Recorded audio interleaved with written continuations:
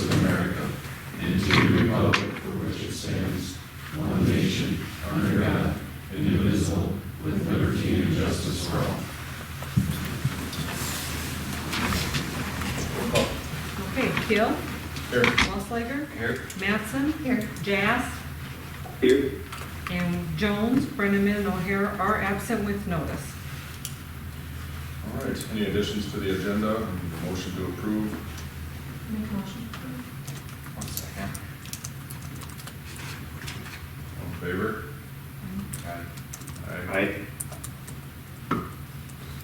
All right, approved minutes of the previous meeting, regular meeting minutes from 11/15 of 2022. So moved. Second. We have a motion and a second. Cindy? Mattson? Yes. Sorry. Mossler? Yes. Chaz? Yes. And I'm yes. All right. Approved bills submitted for payment, if any. Nothing additional. Public comments. As a reminder, these are limited to 5 minutes per speaker. Please state your name for the record. Andy Dean. I think maybe that's why nobody's here tonight. Figured I was coming. I don't think that's it. I didn't know you were coming. Hello, Sandy. Okay. I'm here on behalf of the DHI. I put these little things by your chairs there. The Hartford mural on the Gage House was dedicated in July of 2019. Jesse Fonker was Economic Development Director at the time and asked me to provide historic input for the artists. It was always discussed to provide a description card of some kind for people to better understand the imagery. Funds were used from the inactive Downtown Hartford Committee for the mural. So when the description card hadn't gotten done by 2022, as a member of the reformed Downtown Hartford Inc., I went ahead with creating one, and the board agreed to fund the printing of 500 of them. So we will put up a QR code at some point as well to link to the DHI website that is also in the process. So the visitors can get the story online if they prefer. I've already left copies at the city office in case they have inquiries, as well as at the senior center and the library. So Craig's already gotten educated tonight what's on that mural and why. Another project in the works for DHI is the creating of outdoor enlargements of vintage Hartford postcards and photos, like Centerville, if any of you have seen what they've done with the big enlargements on the outside of their buildings. I would like to see an enlargement of the card that inspired the lead artist, Amber Hansen, to include the pigs, We Root for Hartford, on the mural. I laid one of those there. There you go, Cindy. The photo is of the original Township City Hall, where the Veterans Park is now, the Opera House that burned in 1914, the Gage Building restaurant where the fire started. Now that was the wooden building beside the Opera House, not the Gage House or hotel. And the Gage House is a little farther down, and those lower windows that were open in the basement were surface charred in that fire. I would like to see the enlargement hung or framed freestanding across from the mural on or next to the south side of this city hall. The DHI will be in touch when we have some more definite numbers and plans for photos and where and how you all feel about that. So the next is some misinformation. Stop the Gage House from consideration for the National Register of Historic Places. The DHI has long planned on researching each property and placing a plaque and QR code to tell the history of that place. Liz Onley did an in-depth research on the Gage House property before the breaks went on, with previous input from the Siouxland Heritage Museums as to best format. I will be working with Naughty Gnome to plan the material format and signage for this project, and the Gage House will be the first one. Although as new owners, you'll have some input as to whether we can put up a sign or hang a sign or plaque or whatever. And that's the thing with working with Naughty Gnome, is to get the best plaque, either freestanding to prevent hanging things on buildings. We're still in process of finding the best of that. But as New Orleans of the Gauge, we thought you'd like to know that we're working on some history plaque for that. So I think a couple more minutes. Yep, I think you do. Yeah. I've got to put on my Minnehaha County Historical Society hat now. I'm pleased to report that the MCHS had agreed to sponsor the request for a Civil War veteran stone for Charles Lansing. He was the only one of the 28 Civil War soldiers that we had at the cemetery that didn't have a proper stone. And so I received the email yesterday that the Veterans Administration will be granting our request. It will be shipped to the Hartford Building Center and stored at the cemetery until spring, when Kendall Johnson well said it, once we have procured the foundation from the Gibson Family Memorials. I will apply for a grant from the Mary Chilton Chapter DAR to cover the cost of the foundation and other costs in hopes they will repeat their generosity in helping fund the dedication, GAR service, and reenactment by the 13th U.S. Infantry Company D, as they did for the LU Oaks dedication in September of 2020. And this will assure, like I said, that all 28 of the veterans, Civil War veterans, will have a proper stone. And we'll be sure to invite everybody when we get those times and dates all figured out. So that's all. Right on time. Thank you. All right, next we have visitors, presentation of the bridge inspection report from Burroughs Engineering. Thank you. I'm Bruce Wilson with Burroughs Engineering. We performed your bridge inspections, I think it was in July or something. We're required by our retainer agreement with South Dakota Department of Transportation to present any findings to various owners. Quite frankly, it's probably going to be the most brief one of the dozen or so I've done around the state this year, because we only inspected 2 structures. They're both box culverts.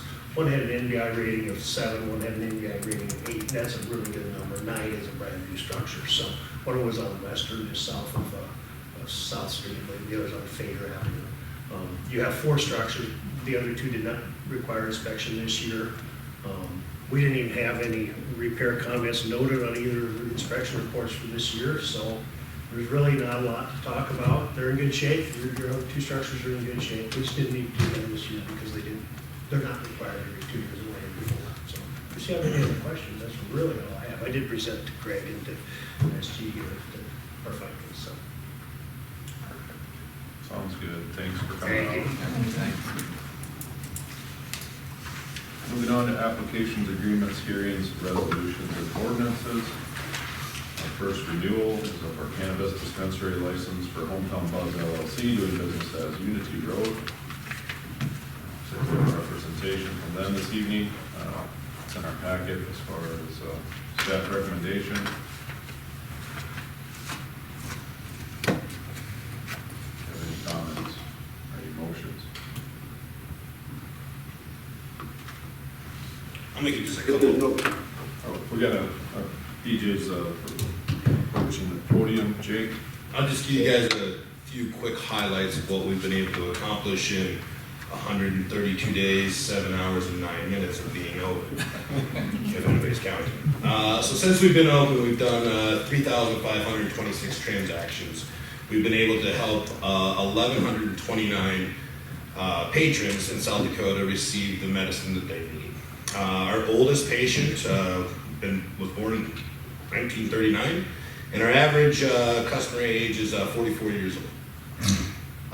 When we opened, the cart count in South Dakota was at 1,711. Currently, it is at 5,619. We were dubbed the pioneers of the industry, and with that, we received a lot of media attention. During our opening, we had 50 different media outlets reach out to us with a total viewership of 225,000 people. And between the media views and the web views, we had 3.7 billion impressions. And when they're looking at us, it's always referred to as Unity Road, Hartford, South Dakota. So Hartford, South Dakota, in the month of July through now has been in the media 3.7 billion times. Local news references, obviously Kello, Dakota News Now, Argus, and public broadcasting. But on a national level, we've been on the USA Today, High Times, NBC, CBS, Newsbreak, Yahoo Business, and Canvas Business Times. And there's a few more to come later this year. With that being said, we're really putting a lot of spotlight on Hartford, and we're definitely trying to do this in the best way possible.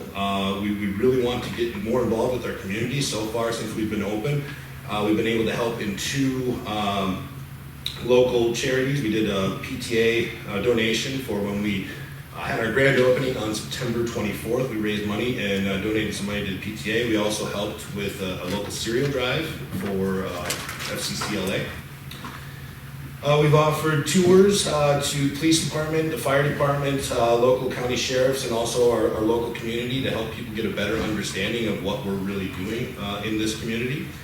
We've offered different educational seminars, and we've even brought in outside consultants to come in and help train us. So we get training on a regular basis to ensure that we are the best of the best in this industry.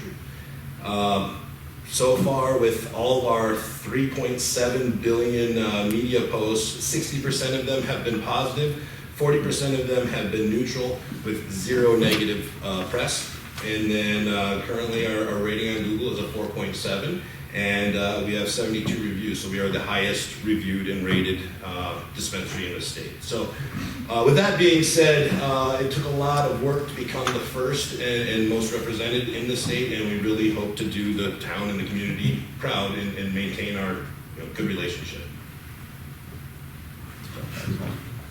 Can you share any financial figures with us as far as what those 3.7 billion impressions has maybe impacted the community? They actually gave us a number of what it meant for us in media dollars, but I don't know how it equates because it says that we've received 1.5 million in advertising recognition. But as far as what it's brought to the community, of those 1,129 patients that we have served, only about 30 of them live here. So there's been 1,100 other people that have come to this community that wouldn't have otherwise in 4 months. Thank you. Great. Any other questions? Staff recommendation is to approve based on no negative. No violations. They have met the requirements of our application. They've submitted all the documentation. They're in good standing, so, yeah. They should- If there's no other comment, this is Jake, I would make a motion to approve license renewal. I'll second that. A motion and a second. Any further comments? I'll call the vote. Osler? Yes. Jazz? Yes. Mattson? Yes. And I'm a yes. Thank you. Moving on to resolution 2022-18, authorize issuance of revenue bonds for SRF loan. So as noted in the packet here, this pertains to our wastewater treatment facility.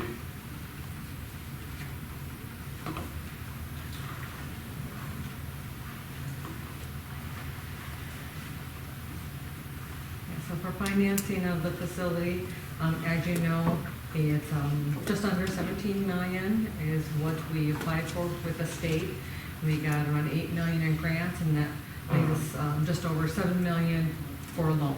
And the state is giving us an SRF loan for that facility. What this resolution does, and this resolution was drafted by bond counsel, it allows then they to go ahead and issue bonds for that loan.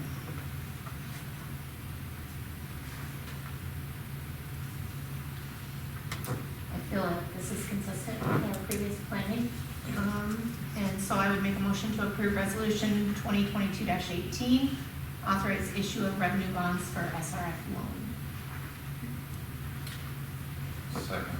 A motion and a second. Any further discussion? Call the vote. Chaz? Yes. Wasslager? Yes. Mattson? Yes. And I'm a yes. Ordinance 737, implementation of sewer surcharge.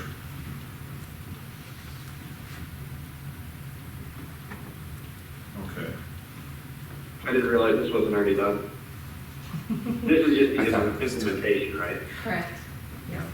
We've talked about it, you knew this was coming, that we, once again, it's in connection with our wastewater plant. For that loan, the state is requiring us to implement a $26 surcharge to guarantee we have the funds to pay back that loan. Yes, we've talked about it many times, this is the ordinance to implement it. And it will start with the January billing for the residents.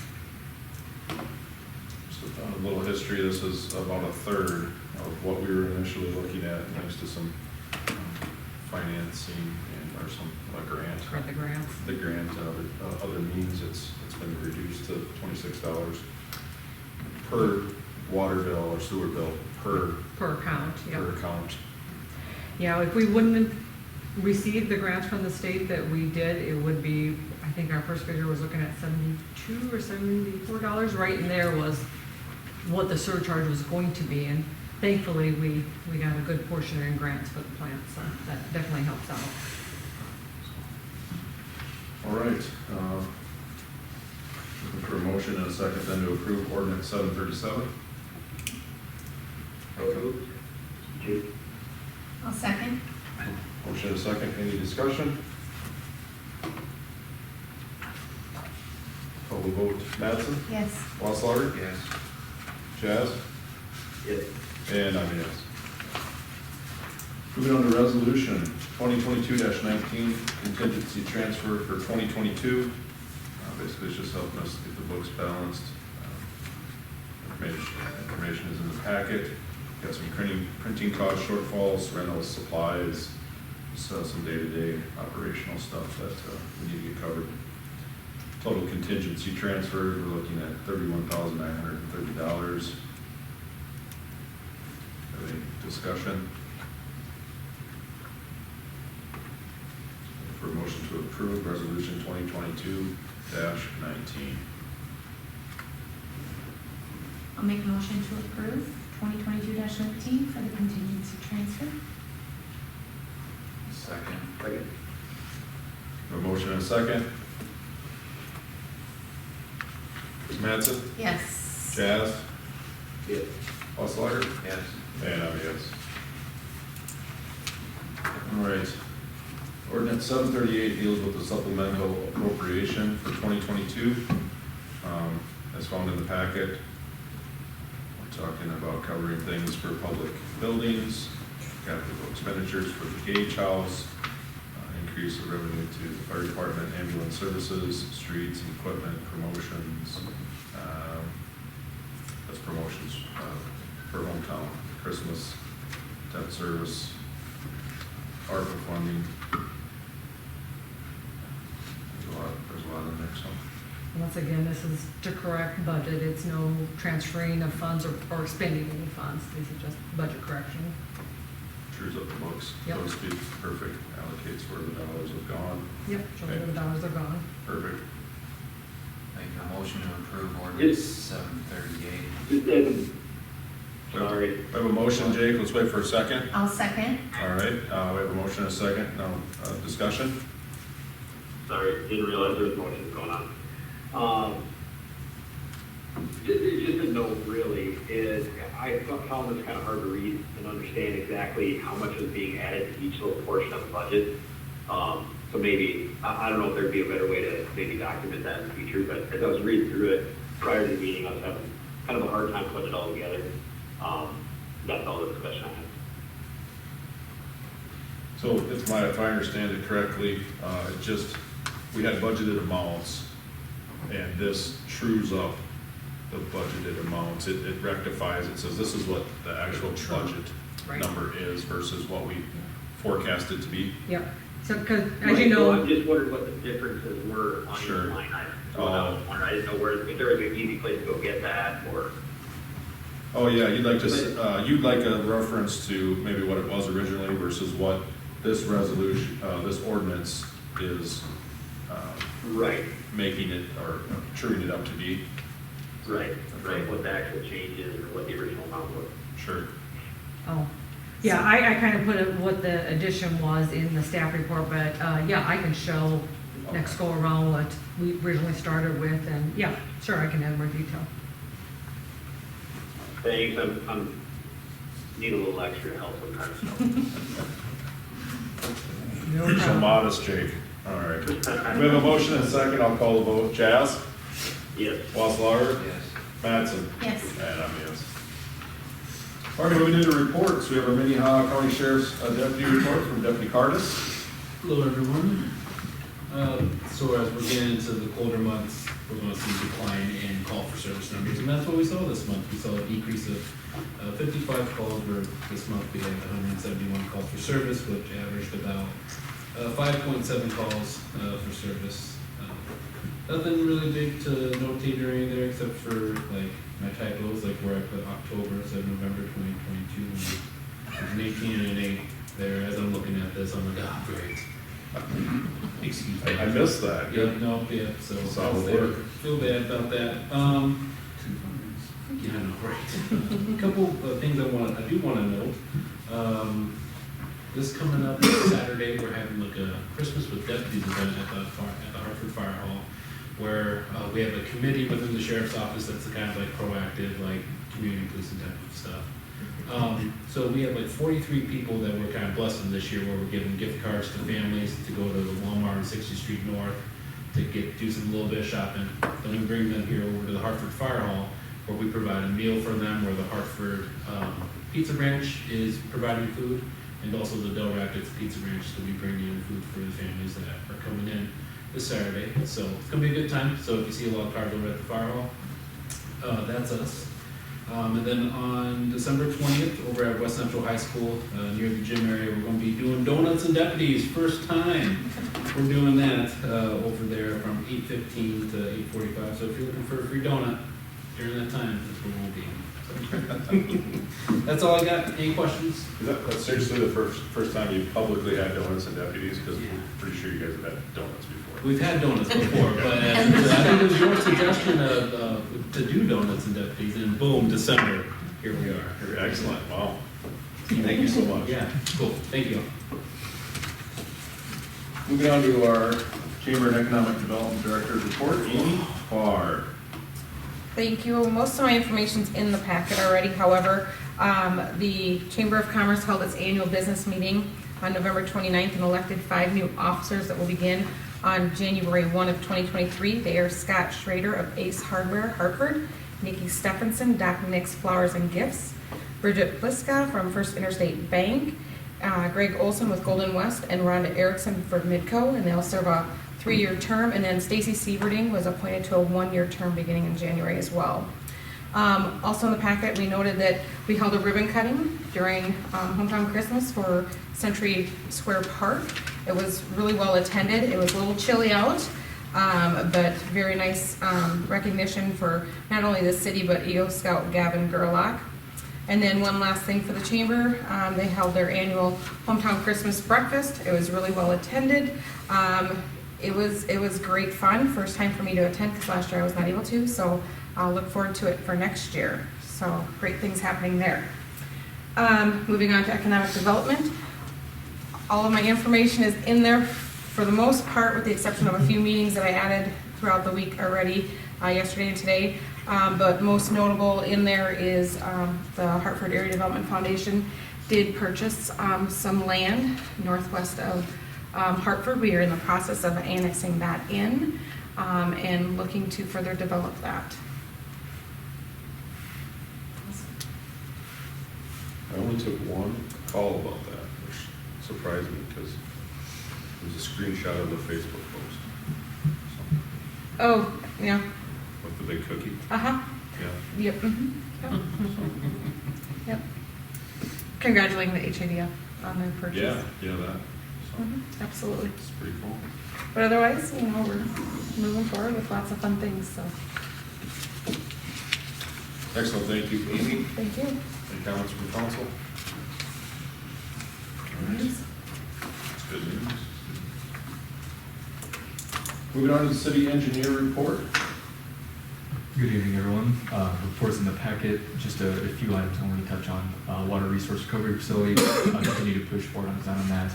Recently, had Rice Lake go through the initial cost estimate, and we're working through that with the city and Rice Lake, looking at some alternatives and implementing some of those changes from some construction locations that Rice Lake is more in tune with than we are.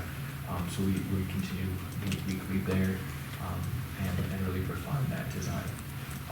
On the bike and rec trail, as I alluded to previously, homeowner is not really open to that.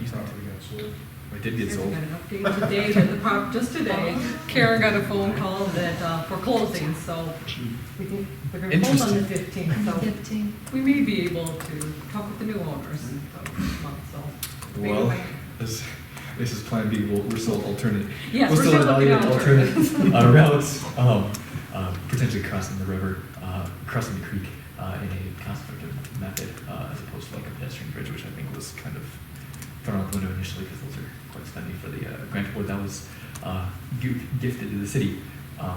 So we'll continue to push forward on that. And then lastly, the big thing on Highway 38 water main extension, we got to sit down with Craig and Teresa last week, review those plans to date, presented our construction schedule for those, looking to have plans done, ready for DANR review end of this month. They'll review for the month in January, so towards the end of the month we'll go out, put our noticeable locations in bid on the 16th, and then actually plan to wait to start construction until May. Since that is new to school, we're not interfering with the bus barn. So that's our plan for that. Other items are in the packet. Do you guys have any questions for me?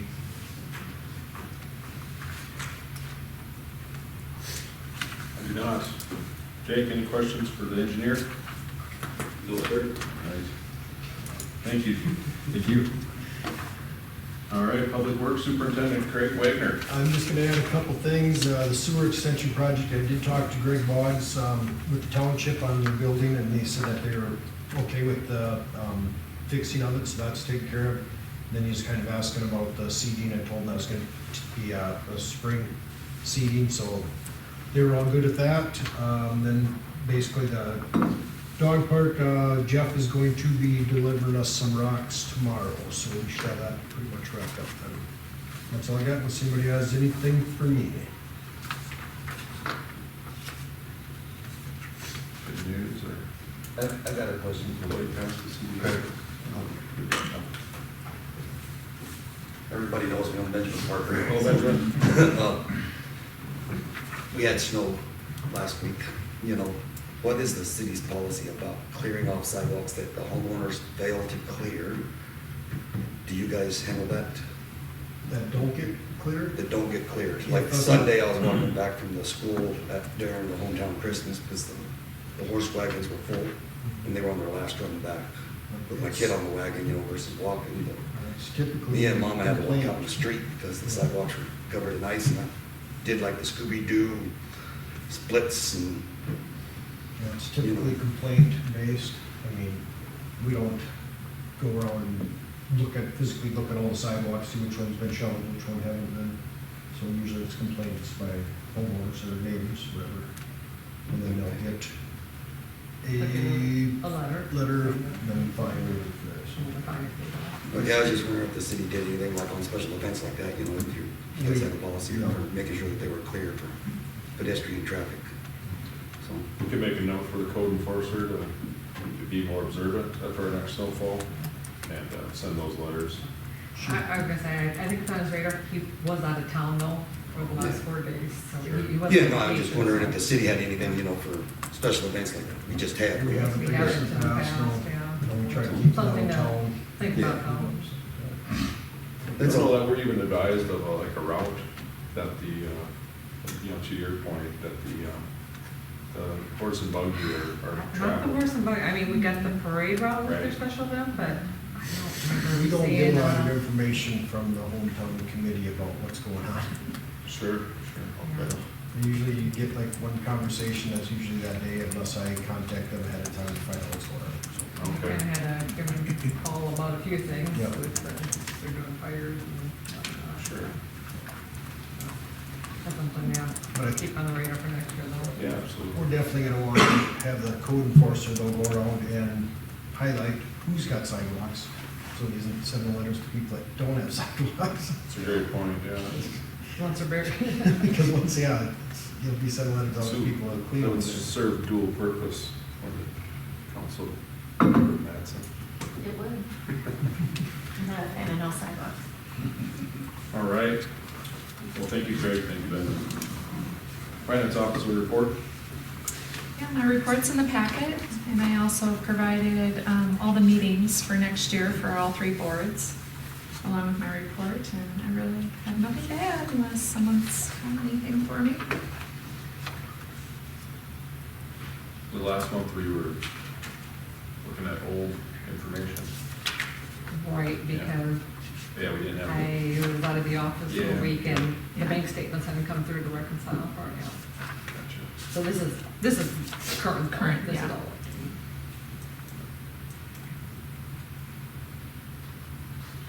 Right. Yeah, October. December. All right, thank you, Karen. Sure. City administrator report, Teresa. I too don't have too much to add. You have my report in the packet. Just city logo wise, Karen has submitted to GrowCog all the order for their apparel, so we'll see how fast they get that done. Sometimes they're quick, sometimes not so quick, but it's all submitted. I was getting quotes from 2 sign companies for all the various signage, like the wall logo, what goes on our truck and stuff. I got quotes from one of them back. I'm waiting for the other company to kind of compare the quotes. Hopefully I'll get those this week. They said they were going to try to put a rush on it. I'm also working on, just kind of in conjunction with the logos, submitting that grant to FEMA for our welcome signs.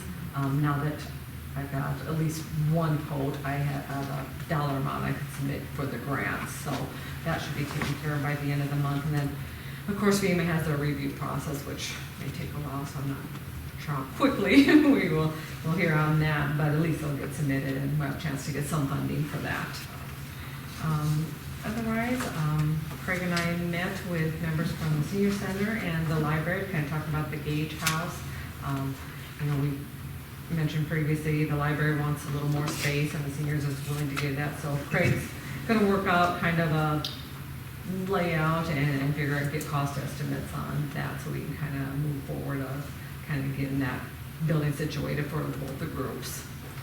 And then last Monday, had a meeting with the state and federal highway authorities, HR Green, about the Highway 38 study they're going to do from Humboldt to Marion Road. HR Green is just starting on that. They've got some few traffic counts.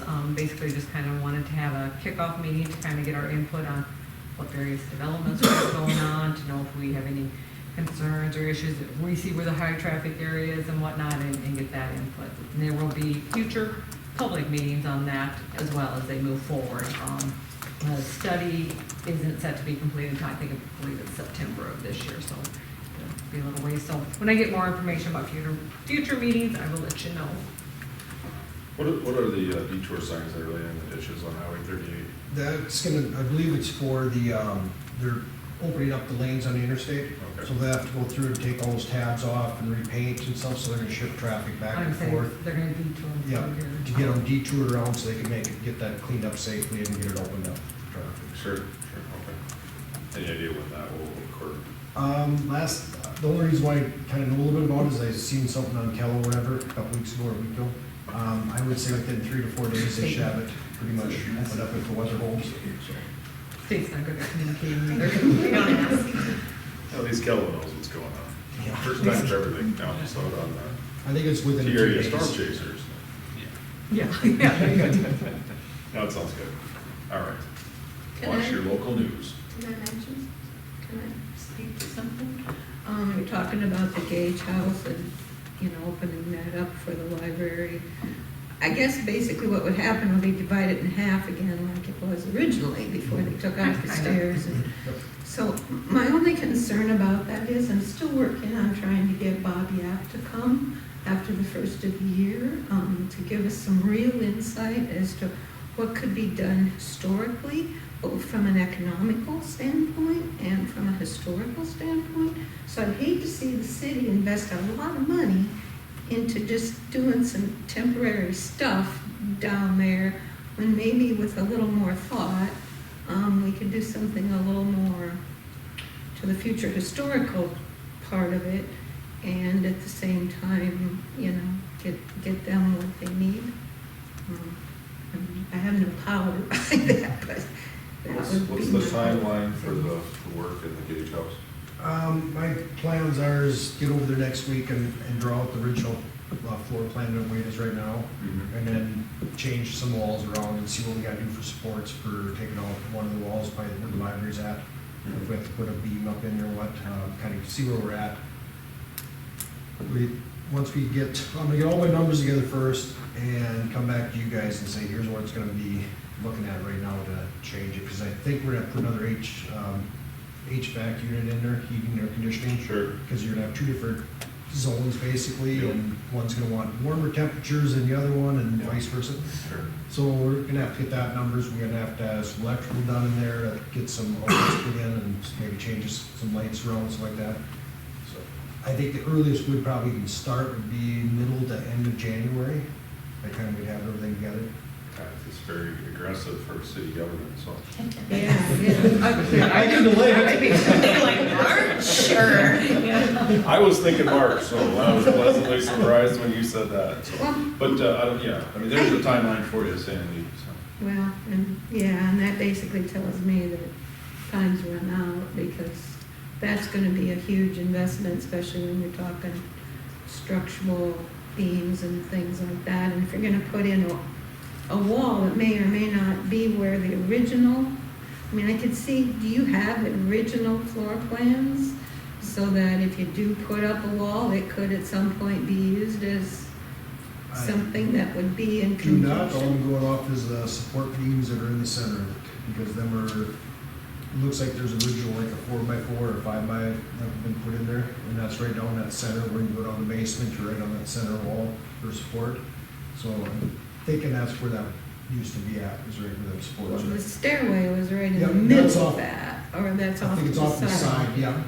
So are you gonna put another front entrance in there, like there used to be, where it divided, where you went in this way and then you went in, where's the library? The plan is to keep the entrances for each where they are. We're trying to keep it as budget friendly as we can. Because none of these funds were anticipated at budget Yeah, time, I was so. gonna say, it was a That's few fine. thousand for the supports in the basement. I Yep, thought. it was about 5,000 to kind of do some basement work, and then this on top of that, so. Well, and I have deja vu when the library was in the Munt building. And knowing the thought that didn't go into that, the supporting that, when you close off a basement to where it doesn't breathe at all, and you break up the tiling so you have moisture problems, and then, you know, you put in wood beams and then later try to condemn the building because these artificial wood things are rotting. The It doesn't basement make will any be left open sense. like it is, so I mean, and we're looking at dehumidifiers down there and stuff like that, you know, we're gonna, definitely whatever we do, we're gonna make sure we don't jeopardize the building structure and things like that, so. All right, thank you. Thanks. I would venture to guess it's 100% more of an investment than it has seen in the last 10 years. I would And think it's so. all gonna be good. Yep. Heating, cooling, all of that stuff is all gonna be. I think if you could get someone out here or locate original plans, it would at least be Yeah, I'd love to see interesting. them just to but, see, you know, if I we can. mean, I don't think we certainly have anything in the, that anybody brought to us. No, we haven't seen anything. so- And the Yeah, library's good question. timeline, I mean, they're kind of, it's contingent on us. Yeah, I met with the IT guys today and talked to them about some stuff and that, and I told them, I said, I'd love to be doing it over the winter, when we're not Yeah. plowing snow and we're slowing up a little bit. I said, once spring hits, Yeah. we're gonna be Yeah. struggling to keep things moving ahead. Have you ever looked at those original senior citizen history books that they have up there on the shelf? As I recall, there is some floor plan in there and some history as to the changes that were made when they took that out. This So if council you will haven't have to seen address, those, this I council will would- have to address any, historical improvements to that structure at a later date. Yeah, I'm just But that's gonna- good information, and it'd I'll be look at fun to those. compile that and have it for reference. Just structure-wise, take a look at those. Yep, I'll look at history. those. Ask Like I said, Lois. before we do anything, we'll be going back to the council with the numbers. But ask Lois It to could be see those history books, and I think you'll Oh, find some good I'll information. look at it. Thank you. We have no old business, so moving on to new business. We're gonna update on the Summit Carbon Solutions Pipeline. There's information in our packet, and this has obviously been in the news. It's an opportunity for the city and the constituents to get up to speed with where we are at as a municipality. Teresa. Yeah, I provided some information in your packet that actually Summit provided to our engineers, just kind of some snapshots about their pipeline, how it's going to be constructed, how they're going to monitor it, some kind of safety guideline, just kind of for your reference. But yeah, we've had some discussion about this with our attorney. We know it is running right along the west edge of the city. It is not in city limits, it's in the county, so there's not a lot of, I guess, input the city could have as far as regulating it by, we can't regulate it all by zoning or ordinance or whatnot. It's not in our city limits, it's still in the county. But it is close enough to us. We had a lot of questions and concerns about it, obviously, wondering just how it's going to be constructed, the placement of it, safety concerns with it. The biggest thing, I know we've had our discussion, is growing west. Are we allowed to cross it and whatnot? We did have a meeting, the mayor, myself, the city engineers, with some of their representatives, and a lot of those questions were answered. It does sound like we can cross it with roads and water, sewer, infrastructure. It's, the easement that they have is non-exclusive, so that's better, that's good, than rather than being a private easement, so that makes it a lot more easier for us to work with them across it. They indicated during that meeting they will work with us to allow us to grow that way when the time occurs. Our engineers currently, where we're sitting, is they are trying to pinpoint where those possible future crossings would be, just so it can be a heads up, everybody's got that on the radar, and maybe there can be something on the forefront done as far as the depth placement of the pipe and various things like that. So we are continuing to work with them. We have applied for party status just so we can stay on top of all the changes and what is happening with this project. Like I said, our engineers will continue to work with them and our attorneys, so we will continue to monitor it, and I will continue to give you updates on the project as they come about. Teresa, is it possible to have a few packets put together of the information in our packet for Like on the concerned summit? citizens to take with them, or at least have Sure, like about the flyers and Yeah, that? yes, Oh, exactly. sure. Yeah, we can have those and just have them somebody here. randomly people stops can in go and you can just hand them that. Oh, definitely.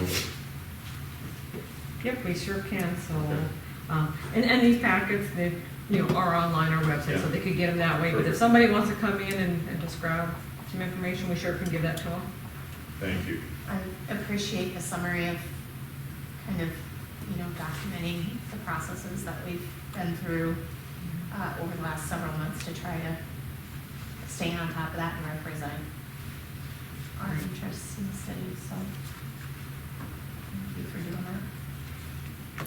I agree. Okay, moving on, the city's fireworks ordinance 650. This discussion was brought up by Councilmember Wasslager regarding the 2023 4th of July date and the celebration and our current ordinance and how it probably would be repeatedly violated, given the fact that the 4th is in the middle of the week. And our ordinance is a pretty small window of when we can legally discharge fireworks in city limits, which is much more restricted than the state's guidelines. And so this is just some information from staff as far as opportunities to amend that Yeah, so currently our ordinance, for the selling of fireworks within city limits is June 26th through July 5th, and that follows state statute, those dates, so, we follow that to the T, but the use of it, so when you can, light fireworks or whatnot, we are more restrictive than the state. The state allows, from the 26th to the first Sunday after July 4th, and we only allow from July 2nd to the 5th, so only those few short days in there. Like I said, it's more restrictive. I know, for a few years, we just a few years ago started allowing the sale of fireworks within the city. I know once that started happening, as soon as those stands opened, you'd start hearing fireworks go, so it's kind of hard to control it when they can buy them and then they can't, they can buy them on June 26th and then they can light them on July 2nd. So it might be something we want to think about changing. Like Chris brought up, he was looking at the calendar, this next year coming up, pretty much the weekend, by those dates, you're not going to be able to shoot off any fireworks over the weekend except for, starting on Sunday. So I'm sure people will want to have their celebrations, on that Saturday or whatnot, and according to ordinance, they'd be in violation of it. So, obviously, we've got a little time to look at this, but this is for discussion between you guys to see what and if you want to make any changes to the city ordinance, and get your thoughts and feelings on it. Kind of on the spot for Deputy Curtis too, but do we get a lot of complaints, do you know? I mean, is it? So if I think back to last year, I would say during each of the summer months, probably like 5 calls for service about it within 30 days, so not that many. But they do happen. The first Sunday after the 4th makes sense, I get that, I like that. And then it's maybe just trying to figure out when the start date is, if it's July 1st or if it's a Saturday prior to. Mr. Randall. Tony Randall, representing my furry son Rowdy and all the rest of his puppy dog friends in town. He wanted me to remind all of you how much they don't enjoy hearing fireworks. And I think it's really something that you as a council need to consider. Dogs, cats, and pets in this town. There are a lot of pets who have problems with fireworks, or are traumatized by fireworks, who run away because of fireworks. I don't really see the changing the ordinance just so that people now can legally shoot off the fireworks is the right reason to change an ordinance. If 4 days to shoot off fireworks, I'm sorry it's not on a weekend this time, but 4 days of pets and animals in the town being traumatized by fireworks is 4 days of not so much fun for them. The city has made a great investment in a dog park for our dogs and our pets in the community. And then we turn around and say to the dogs, well, sorry, you guys can go to the park, but you're gonna have it. And I speak on our dog, it's himself. We have to put him on tranquilizers, on calming pills ahead of 4th of July and after 4th of July, because fireworks just absolutely traumatize him. And I've talked to a number of other folks around town who say they have the same problems with their pets. And I do know that every year we see posts on Hartford happenings and whatever of animals that fireworks scared them and the animals got out and ran away. So I think it's really something as a council you need to consider what that means to those animals who are valued citizens in this community also. Thank you. Thank you. How long has this ordinance been in place? A long time? As far as when you can use fireworks, Yeah. it's been that way since I've been with the city, so since 2006, I don't think it's ever been changed. That's long. That That long gives me time. my short time, long time. There was actually several years where you could not set off fireworks in town whatsoever. The in-town thing Well, of course, The- my time frame's different than your Yeah. time frame, but, yeah, there was a lot of years where. They recently added Shut it the rockets and stuff like that, the airborne ones, because them weren't allowed for quite a while, because people were worried about the roofs and stuff like that, and then they added that probably, you might have been around then, probably 8, 10 years ago. Maybe, I must have been longer I than think, that. I think longer than that, probably. Yeah. I think I remember right in the beginning. I hear the weekend thing and the people are just gonna violate it. I'm not sure I wanna listen to fireworks for a week. I don't know how people feel, aside from the dogs not wanting to. It's probably a pretty good split. I think big discussion will think about, if somebody was really looking for action tonight. No action. I think our recommendation would be to, if we wanted to take action, would be to have Teresa draft a proposal, an amendment to the ordinance, and then we could take action on it at our next meeting or first meeting in January. Really at any point in the future prior to. Can I ask if there's any consideration at all for drought, for even in town? Like last year, That I usually was goes by cleaning up, county- It goes by the- by county level. I had burn spots on my yard, Yeah. you know, in If town, any so I county didn't know. has a ban, fire ban, then we. But then if it's the county does, then we do. Right, we call it the county. And do we know the other small towns, are they, any ideas what they do?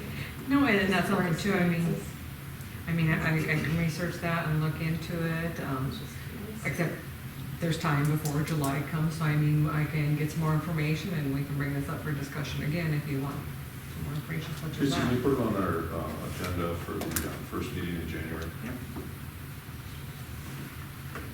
Thank you.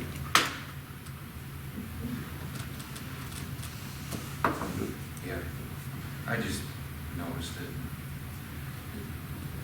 Something to look at or not. Certain blocks in town are way I feel like they shoot 'em up way more whenever involved anyway. than others as well.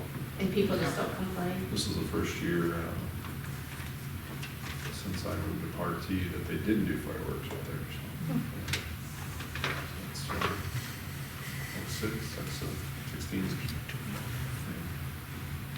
So what we have next on the agenda is review and approve the surplus list. We do this periodically.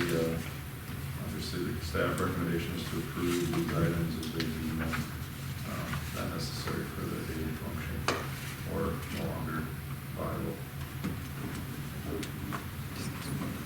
These are for amounts, any item that's has a value of over $500, and we got a couple of that are under $500. So we got the OIA shade structure managed by the garage show. Is that out the Swenson Sports Yeah. Complex? One of those. The ones, the new ones they just bought, Yeah. Yep, one of them did make it. One did good, the other one didn't. That pretty much sums up the garage show. You do scrap the laptops. Yeah, we'd actually give them to the IT to wipe, and then they would scrap them with electronic. A certified company that, you know, can. That's what I was asking. Yep, we just don't throw them in the garbage. But yeah, the Or hard depending drives on are. who you have do it. I think they do it, you know. The hard drives are countable and kind of. Yep.